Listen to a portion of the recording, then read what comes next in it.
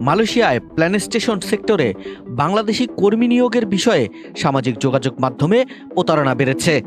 হাইকমিশনের বিভিন্ন কর্মকর্তার স্বাক্ষর ও পদবি ব্যবহার করে বিভিন্ন কোম্পানির চাহিদাপত্র সত্যায়নের জাল কপি প্রস্তুত করে প্রতারণা চক্র সংশ্লিষ্ট সকলকে প্রতারিত ও বিভ্রান্ত করার অপচেষ্টায় লিপ্ত হয়েছে। এমন তথ্যের ভিত্তিতে সোমবার 2 ডিসেম্বর কুয়ালালামপুরের বাংলাদেশ হাইকমিশনের অফিসিয়াল ফেসবুক পেজে এক সতর্কীকরণ বিজ্ঞপ্তি প্রকাশ করা হয়েছে। এতে বলা হয়েছে, মালয়েশিয়ায় প্ল্যান্টেশন সেক্টরে বাংলাদেশি কর্মী নিয়োগে বাংলাদেশ হাইকমিশনের সত্যায়নের কার্যক্রম চলমান রয়েছে। মালয়েশিয়া সরকার প্ল্যান্টেশন সেক্টরে নির্বাচিত বাংলাদেশি কর্মীদের মালয়েশিয়ায় প্রবেশের বয়সসীমা 31 জানুয়ারি 2025 নির্ধারণ করেছে। বাংলাদেশ সরকারের সিদ্ধান্ত অনুযায়ী বাংলাদেশ হাইকমিশন থেকে চাহিদাপত্র সত্যায়নের শেষ তারিখ 31 ডিসেম্বর 2024 নির্ধারণ করা হয়েছে।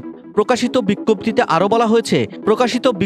আরও বলা হয়েছে, সম্প্রতি বিভিন্ন সামাজিক যোগাযোগ মাধ্যমে বিশেষত হোয়াটসঅ্যাপে দেখা যাচ্ছে বাংলাদেশ হাইকমিশনের বিভিন্ন কর্মকর্তার স্বাক্ষর ও পদবি ব্যবহার করে বিভিন্ন কোম্পানির চাহিদাপত্র সত্যায়নের জাল কপি প্রস্তুত করে শেয়ার করা হচ্ছে।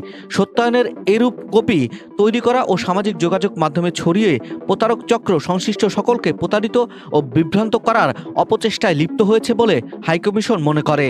এমতো অবস্থায় কর্মীদের সাথে সংশ্লিষ্ট সকলকে এ বিষয়ে অধিকতর সতর্ক ও এ সংক্রান্ত প্রাপ্ত তথ্য যাচাই বাছাইয়ের জন্য হাইকমিশনের পক্ষ থেকে বিজ্ঞপ্তির মাধ্যমে অনুরোধ জানানো হয়েছে।